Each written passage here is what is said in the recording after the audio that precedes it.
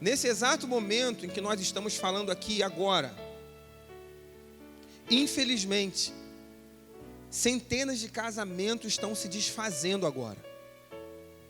Existe um alto índice de divórcio que acontece todos os anos, todos os meses, todos os dias. Deixa eu dizer algo para você. Dentro da igreja, é ainda mais assustadora a estatística. Dentro da igreja de Jesus.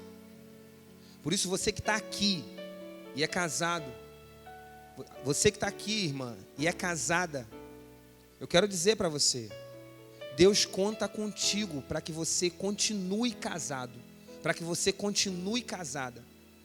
Não faz parte do plano de Deus o divórcio. O divórcio não conserta ninguém. Ele só traz mais terror e morte a um plano de vida que Deus traçou.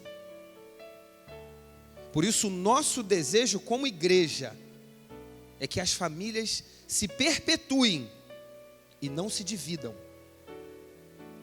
Eu vou te mostrar isso aqui na Bíblia. Entenda, eu não vim falar de casamento, eu vim falar de família. Mas só acontece família se houver casamento. Qualquer coisa fora do casamento não é família. É um ajuntamento, não é família. É a mesma coisa que igreja. Só existe igreja forte se tivermos famílias fortes. Famílias fracas geram igrejas fracas. Você e eu já ouvimos vários desses relatos. De uma igreja acabar porque um pastor ou uma pastora se divorciaram. Você já ouviu isso? Talvez você possa ter passado por isso. Em algum momento você estava no ministério e houve um problema no casamento, no matrimônio do seu pastor e da sua pastora. E isso gerou um problema dentro da igreja. Porque uma família fraca gera uma igreja fraca. A sua responsabilidade aqui como marido e como esposa é muito grande. E não diz respeito à sua porta para dentro. O que eu quero trazer para você aqui é que existe uma ordenância e uma orientação de Deus para que a promessa dele possa se cumprir na terra, mas existe uma condição dela ser distribuída.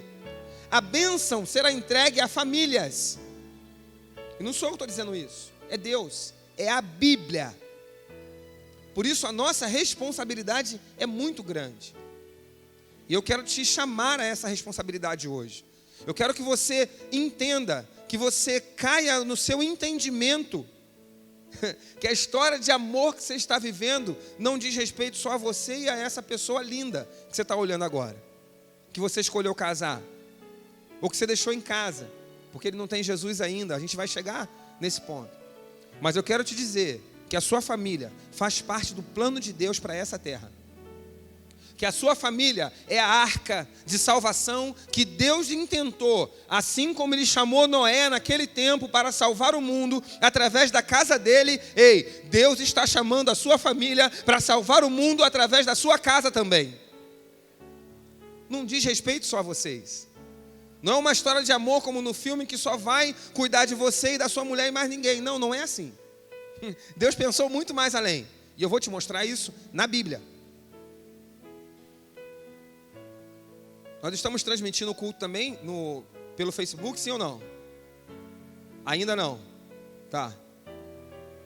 Então tudo bem, só para saber, porque eu ia também dar um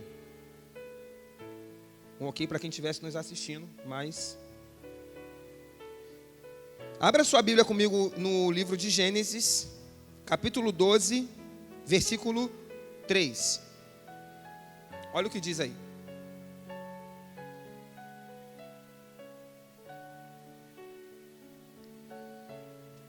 Essa é a palavra de Deus para Abraão. Abraão é o nosso pai na fé. Ele foi o homem que foi chamado por Deus em Ur dos Caldeus, a casa onde ele estava, a terra onde ele habitava, para iniciar um plano e formar um povo para Deus. Olha o que Deus diz depois de chamar Abraão. Abençoarei aos que te abençoarem, e amaldiçoarei aquele que te amaldiçoar. E em ti, diga assim, em mim, em ti serão benditas todas as famílias da terra. Olha o chamado de Deus para Abraão. Os versículos que antecedem esse diz: sai da tua terra e da tua parentela e vai para a terra para onde eu vou te mostrar. E aí Deus diz a promessa para Abraão. Diz que ele vai fazer dele pai de multidões. Ué, Senhor, e como vai funcionar essas multidões? Ora, Abraão, elas serão agrupadas em famílias, em clãs, em sobrenomes. Eu vou fazer um povo que vai ser distribuído em famílias. E essas famílias serão benditas na terra. Opa, então deixa eu entender. A minha família carrega a bênção da promessa que Deus deu para Abraão. A mesma bênção de multiplicação e prosperidade que Deus confiou a Abraão e que está relatado na Bíblia, que ele gozou dessa bênção, ela está também dada e destinada às famílias. Porque ele falou: em ti, Abraão, todas as famílias serão benditas na terra. Ei, a nossa família carrega uma promessa de prosperidade. Quantos estão entendendo isso? A sua família. Então eu vou voltar para o início. É tão sério nós permanecermos com a nossa família em Deus, porque a bênção para alcançar a sociedade que nós queremos mudar, irmão, começa na nossa família. A responsabilidade é nossa. Eu preguei isso aqui da outra vez. Estão esperando o próximo governo para mudar. Não vai mudar. Estão esperando uma próxima invenção, uma nova era, uma era tecnológica, onde os carros vão voar, aonde o homem vai poder fazer outras coisas, visitar outros planetas. Ei, o que vai mudar a terra e tornar ela bênção, o que vai tornar a terra bendita, são as famílias começarem a se manifestar na terra. Não tem outro jeito, irmão. A bênção de Deus foi confiada às famílias, e é através delas que o Senhor vai mudar a face da terra. Só tem um jeito, e é só desse jeito. Sabe? Lá em Deuteronômio 28, de 1 ao 14, eu não vou ler esse texto, mas eu já vou dar uma orientação aqui para você que é chefe de uma família. Ou você, esposa que está aqui, o seu marido ainda não é cristão. Você, esposa, é coluna de oração dessa casa. Se o seu marido não é cristão, você, esposa, é a coluna dessa casa. Eu sei que tem muita esposa que o marido não é cristão e ela sofre, porque ele é a autoridade na casa. Segundo a palavra diz, e é uma verdade. O homem é o cabeça. Mesmo que esse cabeça não esteja na igreja, mas ele continua sendo cabeça em casa, ele é a autoridade. Mas você é a coluna, você é o pescoço que move a cabeça. Então você tem poder de direcionar as coisas na sua casa, apesar do seu esposo não estar aqui na presença de Jesus. Então, esse texto de Deuteronômio 28, de 1 ao 14, são as bênçãos. Lá em Gênesis, Deus falou que Abraão, nele, todas as famílias seriam benditas. Mas que bênçãos são essas? Deuteronômio 28, de 1 ao 14, Deus descreve as bênçãos que irão alcançar as famílias da terra. Está tudo lá. E aí, antes de eu iniciar os tópicos da palavra, eu já vou dar uma orientação. Você, marido que está aqui, leia esse texto todo dia pela manhã e traga essas bênçãos para dentro da sua casa, porque elas pertencem a você. Elas não são de outra pessoa, irmão. Ei, elas não pertencem a mais ninguém, só pertence a você. Agora, uma coisa é ser bendita e outra é ser bênção. Vou te explicar a diferença. Bendito é a promessa. Bênção é quem toma posse da promessa. Entendeu isso, não? A sua família já é bendita na terra. Mas por que ela não é bênção na terra? Porque talvez você não tome posse das bênçãos que Deus liberou sobre você. E Deuteronômio 28, de 1 ao 14, estão lá todas as bênçãos que Deus te deu, todas elas. Bendita será no campo, na cidade, bendito será o seu trabalho, o trabalho das suas mãos, bendito será seu filho, bendito será o seu ventre, bendito será, bendito será, bendito será e bendito será. Mas por que você talvez não tenha uma família bênção? Porque você não tomou posse das bênçãos que Deus te entregou. Como é que eu faço para tomar posse? Está aqui uma orientação. Todos os dias, quando você tirar o seu tempo com Deus, pegue esse texto, leia ele em voz alta e tome posse daquilo que Deus já liberou sobre você. Sabe qual é a dificuldade nesse caso, irmão? É que se a gente fizesse aqui um culto de campanha para liberar bênção para as famílias, ia encher a igreja. E não tem nenhum problema em fazer culto com campanha. Mas estou dizendo para você que a gente só faz isso para despertar no povo que isso não é a igreja que dá. Deus já deu isso para você na palavra. Só que por falta de conhecimento nós não tomamos posse. Então nós estamos na igreja com a nossa família, sofremos ataque do inimigo e não fazemos nada, apesar de ter uma lista de bênçãos a nosso favor. Quantos estão entendendo isso essa noite? Então a orientação para você a partir de amanhã é quando você acordar, Deuteronômio 28, de 1 ao 14, e tome posse de tudo, porque você vai ser bendito, mas para você se tornar bênção, você precisa tomar posse daquilo que te foi liberado. Beleza? O pastor Bruno explica que existe uma diferença entre potencial e potência. Potencial é tudo que você pode dar, potência é o que você realmente tem. Então nós temos todo um potencial em Deus para vivermos uma família bem, maravilhosa. Mas o quanto nós estamos vivendo? Qual é a nossa potência? Ah, é pequena. É porque possivelmente você não toma posse da palavra que já foi escrita para você. E eu estou te dando essa noite. Deuteronômio 28, de 1 a 14. Deus descreveu as bênçãos que ele entregou para Abraão em Gênesis 12. Beleza? Todo mundo comigo ainda, sim ou não? Glória a Deus.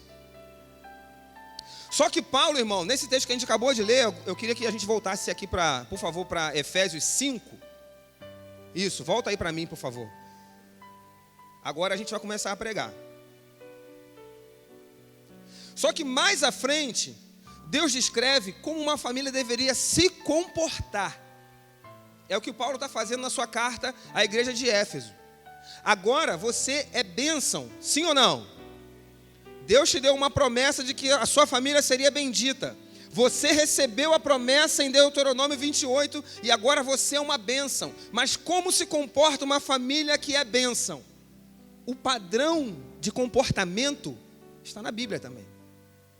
A Bíblia não é só um livro de promessas. Ela tem o padrão e o código de comportamento de alguém que vive no céu e não na terra.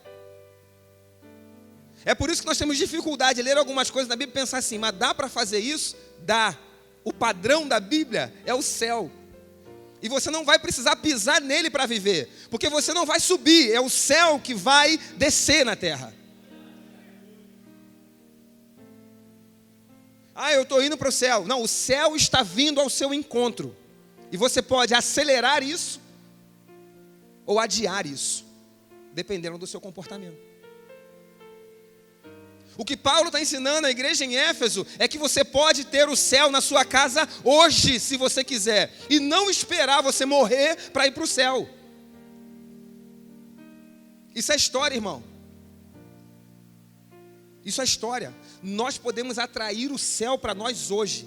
Sabe por quê? Porque se a gente não pudesse, quando Jesus estava orando lá, os discípulos falaram assim, mestre, ensina-nos a orar. Eles falaram, o pastor Carlos, os discípulos chegaram para Jesus e disseram assim, ei, nos ensina a orar, porque a gente te vê todo dia aí, falando um monte de coisa, a gente não entende. E aí Jesus disse, quando orardes, dizei, Pai nosso, venha a nós, venha a nós, venha a nós. Onde é que está o reino, irmão? Se não fosse para o céu descer, para o reino invadir a terra, Deus não ensinaria a gente a pedir. E aí tem crente esperando morrer para viver no céu. Ah, as ruas de ouro que João falou, irmão, ei, o céu vai descer aqui, ó. E nós vamos viver um reino de prosperidade, de vida aqui na terra. E quando é que eu posso fazer isso, Wilson? Quando é que eu posso fazer isso? Agora. Agora. João Batista anunciou o reino que vinha. E sabe quem foi que desceu na terra? O dono do reino desceu aqui. E disseram, João é você? Ele falou, não, virá aquele que eu não sou digno nem de desatar as sandálias. E aí ele veio.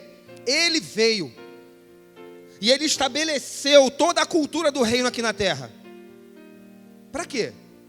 Para a gente viver isso aqui e só gozar no céu? Não, irmão. Para a gente viver isso aqui agora e gozar de tudo agora. Olha para mim, a palavra diz que aquele que investe 1 centavo no reino dos céus vai receber nessa vida e na outra. Nessa vida e na outra. Ei, cristianismo não tem a ver com esperar, tem a ver com fazer. Cristianismo não tem a ver com o que há de vir, tem a ver com o que eu vou fazer agora. É isso que é cristianismo. Ser igreja não é esperar alguma coisa descer do céu. Ser igreja é sair daqui e promover o céu na terra, aonde ninguém sabe que o céu já chegou. Você não está entendendo ainda. Você não veio receber a palavra, você veio tirar ela de dentro de você, irmão. Porque o que eu estou falando aqui já existe dentro de você aí, ó. Você não entendeu? A força que Deus colocou para mover a terra não está aqui no altar, está aí sentado nessa cadeira agora olhando para mim. O poder está com você, com você, com você, com você.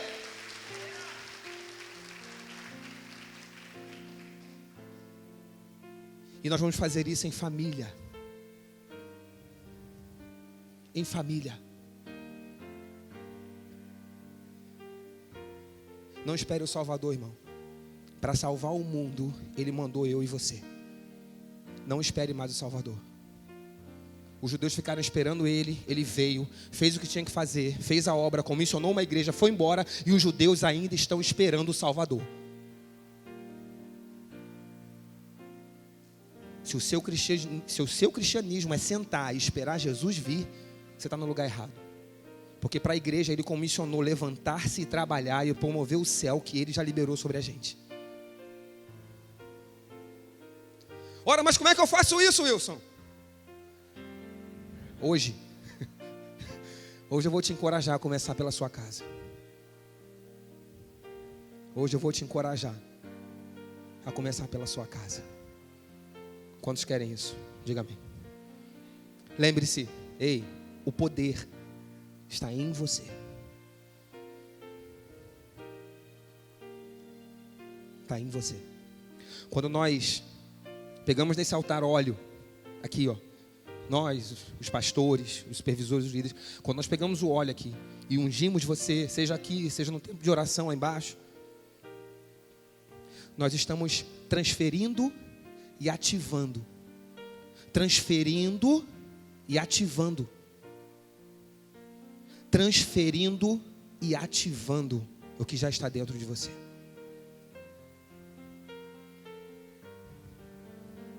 Como é que eu faço então para começar a promover esse reino, a me estabelecer como bênção na minha casa?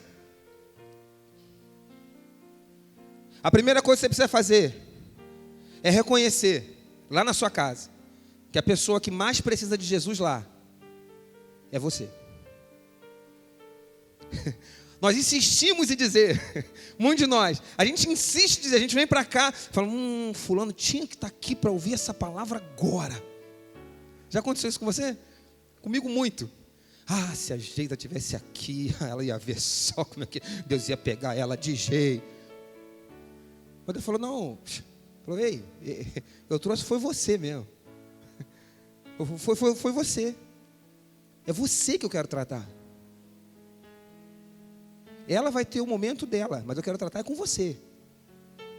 Falei, é comigo? É, por isso que você está sentado aqui. Se eu quero promover o céu na minha casa, eu preciso saber que a primeira pessoa e que mais precisa de Jesus sou eu. Sou eu que preciso. Então, às vezes, o marido sai de casa brigado e ele senta aqui, e ele fala, essa palavra ela é para ela, aquela teimosa não quis vir. Não, é para você. Porque o carpinteiro, quando ele começa a fazer a obra, ele começa a mudar tudo, sabe? A mudar tudo. E aí ele começa por você. Porque quando você muda, agora você vai ser profeta. Fala para quem está do seu lado aí, quando você muda, tudo muda. Tudo. Então quem precisa de mudança sou eu. Eu primeiro. Eu sou a primeira pessoa que mais preciso me converter em casa. Porque o mais convertido é o que mais perdoa. O mais convertido é o que pede perdão primeiro. O mais convertido é aquele que abre a porta do carro mesmo quando está brigado. O mais convertido é aquele que serve a mesa mesmo quando está enfesado com o outro. O mais convertido não dorme sem pedir perdão. O mais convertido não abandona a presença de Deus por causa de briga com pessoas em casa.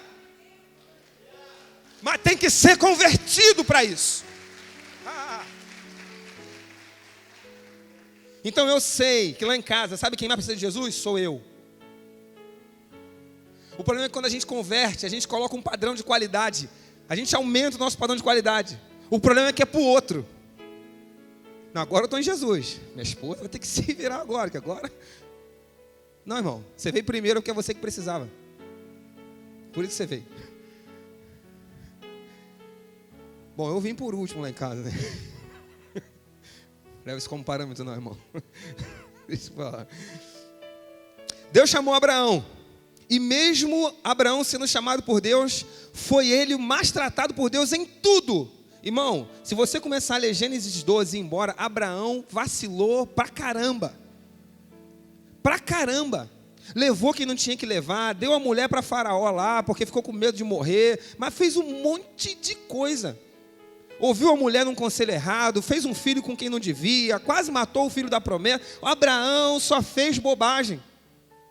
Mas sabe qual é a característica de um homem ou uma mulher de Deus que reconhece que precisa? É que Abraão nunca fugiu da presença de Deus para resolver problema. Ele sempre foi lá para os pés do Senhor e falou: me perdoa, ei Deus, me perdoa, eu não quero parar sua obra na minha casa, me perdoa, me muda a mim primeiro. Não ia ele entregar as coisas de Sara. Ele falava de si diante de Deus e pedia perdão do que ele fazia.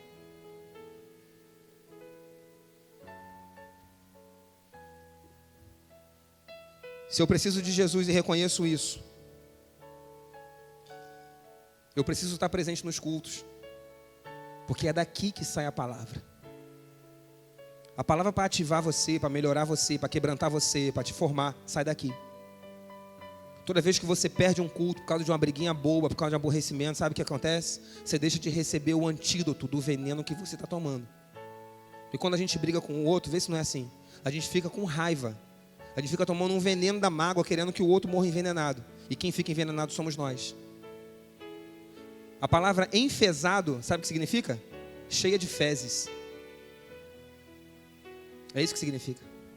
Então quando você está enfesado com alguém, é você que está cheio de fezes. A pessoa está limpinha, bonitona. Você já viu o neném quando se caga tudo, como é que ele fica? Você tem vontade de meter a mão nele, por mais bonito que seja? Fala, leva para a mãe, leva para a mãe agora. Não é assim?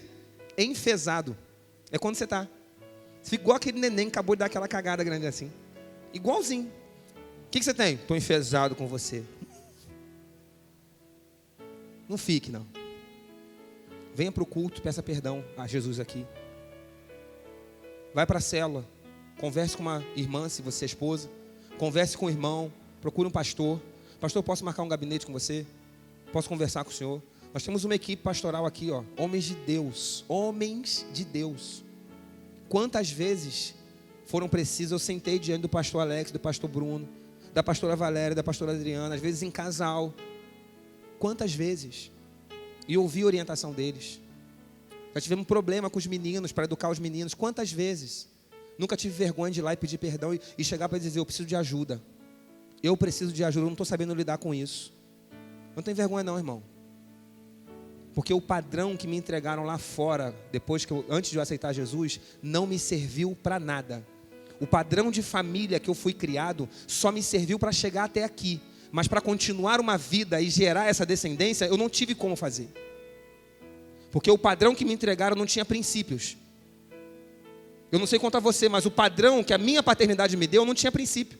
Se você foi criado por um pai e mãe que tem princípios no cristianismo, parabéns, eu não tive. Sabe onde eu aprendi? Nos pais que o Senhor me entregou. Pastor Bruno é um pai para mim. pastor Alex é um pai para mim. O pastor Carlos é um pai para mim. Eu olho a forma como eles tratam os filhos deles e procuro fazer a mesma coisa com os meus. Se você aceitou Jesus há pouco tempo, refaça os seus padrões de criação de filho, de tratar a sua esposa, de tratar o seu marido. Refaça.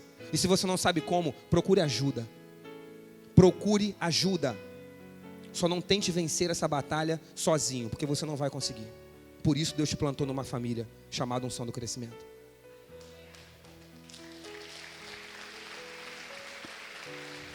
Se é para Jesus, você pode aplaudir mesmo, porque ele sim merece. Ele merece muito. Segundo princípio que a gente aprende aqui com Abraão e com o que Paulo está ensinando à igreja em Éfeso, é servir a sua família. Sabe, depois que nós aceitamos Jesus, as pessoas que estão na nossa casa, nós achamos que elas não merecem mais o nosso serviço. A esposa não coloca mais a comida do marido. O bife dele já não é mais o primeiro a ser servido, já não é mais o maior da casa. Porque você acha que só porque ele não é crente, ele não merece. Os filhos, porque são crentes, os pais não, acham que pode se rebelar, fazer o que quer, desobedecer, virar as costas, bater a porta do quarto. Porque os pais não são cristãos. Porque os pais não são como os irmãos da igreja. Ei, que história é essa? Sabe quando que você vai ganhar sua família assim, irmão? Sabe quando? Nunca. Uma esposa que se rebela só porque ela é cristã, ela está fazendo a obra contrária. Ela não está trabalhando para Deus, está trabalhando para o diabo. O marido que continua com uma atitude agressiva, é intransigente, mal educado, só porque ele é cristão e a mulher ainda não, ele está jogando a família dele no inferno e não voltando ela para o céu. Porque se você é genuinamente cristão, quando você pisar naquela casa, a trombeta do céu vai tocar e vão dizer: ei, o Jesus da nossa casa chegou para cear conosco. Qual é o som que acontece na sua casa quando você chega?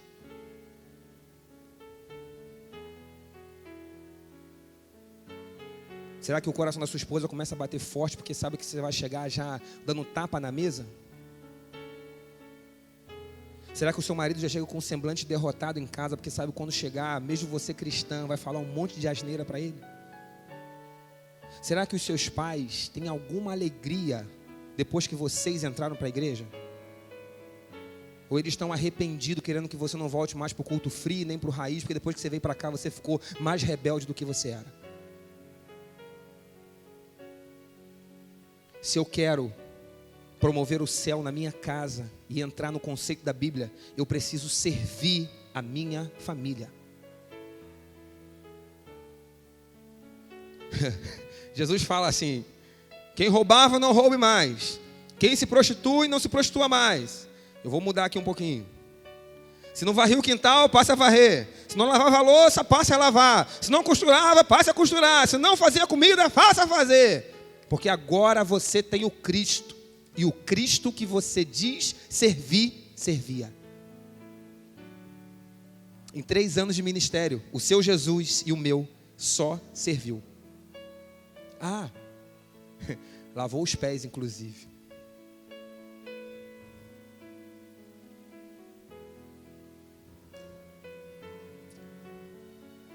Uma vez, nós estávamos cuidando de uma pessoa recém-convertida aqui na igreja. Era uma senhora. E ela morava com uma pessoa já há muito tempo, mais de 10 anos. E aí ela aceitou Jesus e ela veio com tudo. Veio com força. Se tornou dizimista, passou a frequentar os cultos, foi à célula com mais assiduidade e se entregou e foi. E aí uma vez, nós fomos fazer uma visita lá na casa dela. E eu vi o marido dela, que ainda não era cristão, e a gente foi lá e tal, e falou: conversa com o meu marido e tal. Falei: boa tática, irmão, vou lá. E eu tô vendo o irmão lá. Boa tarde. E 2 visitas que eu fui, não consegui alcançar o coração. Vou confessar para você, não consegui. Falei: Deus, qual é o segredo? E aí ela não conversa com a minha esposa. Ela falou assim: irmão, tomei uma decisão. Mas eu falei: qual é? Ela falou assim: eu agora sou crente, estou em Jesus, quero tudo certinho na minha casa. Poxa, que bom, minha irmã. E aí? Bom, e aí que a gente não namora mais. Ele falou: o quê? Parei de namorar com ele. Tem quanto tempo? Mais de um mês. O quê? Até ele se converter. Não, minha irmã, peraí. E aí eu entendi porque que eu chegava lá e não conseguia alcançar o coração do cara. O cara estava uma fera, meu irmão. E com a gente da igreja. Porque ele achou que essa atitude dela foi orientada por nós, você imagina. Irmão, tem uma palavra na Bíblia, eu não me lembro agora onde, você perdoa a minha ignorância, mas diz que a mulher com o seu corpo santifica o marido. E o marido com o dele santifica o dela. Então se você está aqui e o seu cônjuge não está na igreja, cumpra com as suas obrigações de esposo e com as suas de esposa. Porque através desse ato, se tornando uma só carne, você santifica ela e você santifica ele. Porque senão o seu líder de célula vai lá e ele fica em maus lençóis igual eu fiquei. Foi livramento. Que se o cara, esse cara que é da igreja, né? Quer dizer que é você. Você imagina. Eu ia apanhar sem nem saber por quê. E aí nós orientamos ela. Falou, não, irmã, não. Você é uma esposa, não é? Você tem que cumprir com o seu papel de esposa. Quantos estão entendendo isso? Cuidado. Nós não ensinamos isso. Mas as pessoas, sabe, tomam decisões sem nem sequer perguntar. Eu perdoei, óbvio, nova convertida, é assim mesmo. Mas ainda bem que ela se abriu para orientar. Então a segunda coisa que a gente precisa entender é que nós precisamos servir a nossa família em tudo. Em tudo. Você não pode punir, ou negar, ou restringir a sua casa só porque o seu cônjuge, ou os seus filhos, ou os seus pais não são cristãos. Isso não é critério. Pelo contrário. Quantos querem continuar aprendendo como servir a Deus em família? Quantos querem?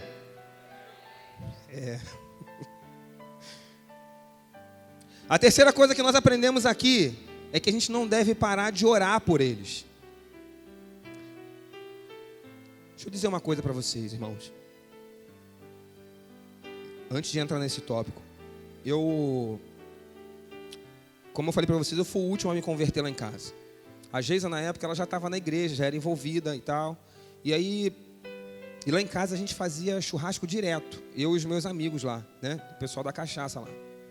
E aí teve uma vez que a minha esposa foi muito estratégica. De repente, você que está aqui, esposa, pode ouvir essa tática e de repente dá certo com você.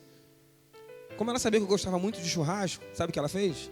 Ela marcou com o pessoal do grupo de louvor dela lá, falou assim, meu filho, a gente vai fazer uma comunhão aqui no sábado, só que não tem um irmão lá na igreja que sabe fazer churrasco. Tira, né? Crente mais sabe fazer churrasco, né? Pelo amor de Deus. Mas eu não sabia dessa realidade de vocês, da nossa realidade, que a gente comia desse jeito. Eu não sabia, não tinha nem ideia disso. E ela falou assim, faz o churrasco pra gente. E aí, como eu sempre fui um cara que sempre gostei muito de servir, eu falei, beleza, faço. Ela falou, olha, eles só não vão tomar cerveja, só vai ter refrigerante. Eu falei, não, sem problema, eu só vou fazer o churrasco. E eu fiquei lá fazendo o churrasco, ouvindo eles falarem e tal. E você não tem ideia do quanto isso fez bem para mim. Eu me senti, aquela noite eu lembro que eu me senti bem, porque eu pude ser útil para uma classe de pessoas que eu nunca achei que eu pudesse ter relacionamento. Aqui vai uma dica para você. A sua célula faz comunhão. Seu setor às vezes se organiza para fazer uma comunhão, festinha de aniversário surpresa na célula. Leva o seu cônjuge, leva os seus filhos, mesmo que ele faça bagunça. O pessoal da célula lá se vira, fala que a gente que pediu. Leva. Sabe por quê, irmão? Porque nós primeiro ganhamos as pessoas no relacionamento para nós. E depois nós ganhamos as pessoas para Jesus. Entende? O problema do mundo não é Jesus. O problema do mundo não é o evangelho de Jesus. É a forma como as pessoas que ele comissionou estão apresentando o evangelho para as pessoas. Como é que se apresenta o evangelho? Não, só pode entrar quando você parar de fumar. Só pode ir na igreja se você não pode beber hoje. Não pode beber. Por quê? Hoje você vai na igreja. Manda vir. Deixa vir raspado, bêbado, deixa vir. Porque a presença de Jesus é que transforma. A presença de Jesus é que transforma. Ele não tem força para largar o pecado sozinho. Não tem. Ele não tem força. Quem está falando para você é alguém que foi resgatado do mundo. Não tenho força. Nunca tive força para parar de beber, para parar de xingar. Nunca tive. Mas quando eu entrei na presença de Jesus, aí o negócio mudou. Mas quantas vezes, irmão? Eu cheguei no culto meio, sabe? Quem é bom entendedor sabe. Os olhos brilhando assim, meio... E os irmãos, Pai do Senhor, irmão, Pai. Lentinho, porque os reflexos, sabe como é que é os reflexos? Pai, misericórdia. Ainda bem que o Senhor me resgatou. Mas sabe o que é legal? Você está rindo, né? Mas a minha esposa nunca teve vergonha. Ela ficava lá no louvor e eu ficava lá no meio. Chorava igual criança. Era o efeito da cachaça, mas também da presença de Deus. Você está rindo da minha desgraça, irmão? Que história é essa? Mas é verdade. Mas isso me ajudou. Ei, isso me ajudou. Porque eu fui ganhando relacionamento com aquelas pessoas. E depois eu aceitei Jesus, me batizei. E aí tudo aconteceu. Mas eu já os conhecia, entende? O problema é que a gente tem vergonha do cônjuge que não conhece a Cristo. Tem vergonha do pai e da mãe que não... Ih, vamos levar meu pai nada? Vai chegar lá, vai puxar um Hollywood lá na mão e... Deixa puxar, meu irmão. Ei, deixa puxar. Olha só. Maior é o que está em nós do que o que está no mundo. A sua presença em Deus vence qualquer pecado. Qualquer pecado. Pode vir. Seu filho está drogado em casa, pega ele e traz. Traz, eu duvido se na hora do louvor ou da palavra ele não vai estar rendido aos pés do Senhor. Eu duvido. Faz o teste, irmão. Fica com vergonha não. Traz. Leva para a célula. Traz para o encontro de impacto.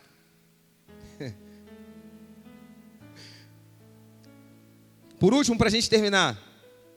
Não pare de orar por eles. Sabe qual é o grande desafio do nosso tempo? É o imediatismo. Enquanto estou falando com você aqui, você já recebeu milhares de mensagens no seu WhatsApp, falando dos mais diversos assuntos. No Facebook, já com certeza aí plugou na sua tela centenas de anúncios de coisas que você se interessou e tem se interessado. E coisas que você também não tinha interesse nenhum, mas está aí. Ligações das operadoras acontecem contigo, eles ligam para você. O mundo tem urgência em se comunicar, em falar. O problema é que essa velocidade que a coisa está, também entrou na igreja. E aí você entra para Jesus, você aceitou Jesus ontem. Sabe o que você quer? Hoje o seu cônjuge tem que estar aqui. Você olha para o lado, vê dois casalzinhos, juntinho, fala, ai, como eu queria isso também. Mas quem está aqui também se pega, irmão. Ei, quem é crente também de vez em quando dá uns trisco em casa. Você não pensa que é só flores, não. A obra continua acontecendo, sim ou não? Pensei que fosse só eu que brigava, meu Deus do céu. Pensei que fosse só eu. Com certeza, eles nem discutem. Você não sabe de nada. Só que fica quem é mais crente, fica um brigando com o outro. Eu vou te perdoar primeiro. Não, hoje eu que vou te perdoar. E aí a gente vai vivendo. Mas deixa eu falar para você. Não pare de orar. Não pare. Não pare de orar. Mas isso está demorando muito. E quem falou que o tempo para você é o mesmo tempo que o meu?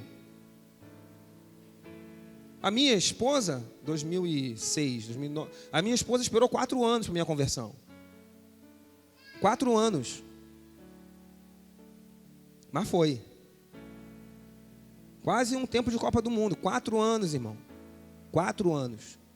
Mas ela não se desviou da presença de Deus, ela não negociou o princípio, ela não parou de dizimar, não parou de ofertar, não parou de ir à igreja, não parou de servir.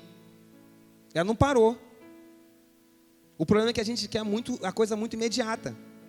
Só porque você vê todo mundo aqui com uma família perfeita e você acha, não, Deus vai fazer a minha. Ele já está fazendo. Vai começar por você. Deus nunca fará nada através de você que não tenha feito em você primeiro. Se não fez no seu cônjuge ainda, é porque a obra em você ainda não está completa. Aí você fala para Deus, Senhor, acelera a obra, faz mais em mim. Não pare de orar. Não pare. Leve seu cônjuge a todos os eventos que a igreja fizer, respeitando, obviamente, aquilo que ele não gostar, tá certo? A igreja, irmão, é como uma família. E talvez você esteja se perguntando assim para mim, tá, enquanto não está aqui, o que eu faço? Deixa eu dizer algo para você. A igreja é uma família. Uma família de verdade. Nós não somos uma sociedade, um clube de xadrez, um clube de futebol, nada contra, tá? Nada contra. Nós não somos uma empresa, não somos uma ONG. Nós podemos fazer em alguns momentos coisas parecidas com essas instituições, mas nada é como a igreja, porque a igreja é como uma família. Aquilo que te faltou, direção do seu pai, você tem pai aqui na igreja para te dar direção hoje. Amor da sua mãe que te faltou durante sua infância e hoje ainda ecoa dentro de você um espírito de rejeição ou de inferioridade porque você não foi amado. Ei, tem mães aqui na igreja prontas para amar você. Se você foi filho único, criado sozinho, com pai e mãe ausentes, com babá diferente toda vez, ou orfanato, sei lá o que for, você tem um monte de irmão aqui na igreja, aqui, ó, que pode fazer companhia, te apurrinhar, te dar moca. Se você sente falta disso, fica tranquilo, tem um montão aqui. Eu mesmo sou um, se precisar de um, tô brincando. Mas é verdade. Deixa eu te dizer, tudo que a sua família natural, o diabo roubou de você, a igreja te dá de volta 7 vezes mais. É para isso que nós fomos chamados para ser igreja, para ser família. Se o seu cônjuge não tem um amigo cristão, você agora está na igreja, manda ele fazer amizade com o seu líder de célula. Se a sua esposa só tem mulher que leva ela para o bar, manda ela fazer amizade com as irmãs aqui da célula. Marca um chá, faz o evangelismo. Mude os amigos e você muda a pessoa. É só isso. É simples. E sabe como é que você faz isso? Dentro da igreja. Eu levei uns 4 anos, desde que me converti. 4 anos. Para trazer... Eu estou orando pela minha família inteira. Mas 4 anos só. Eu chamei o meu irmão para vir num encontro de impacto. Toda vez ele dizia que vinha e não vinha. Tomei balão dele um monte de vezes. Um monte. Chegava aqui, vi o pessoal aceitando Jesus e tal. E eu pensava, poxa, podia ser o meu. Aí ele não veio. Nesse último encontro, ele veio. Ele está ali, ó. Meu irmão mais velho. Vale a pena orar pela sua família. Acredite no poder do evangelho. Vale a pena orar pela sua família. Quero que você fique de pé essa noite.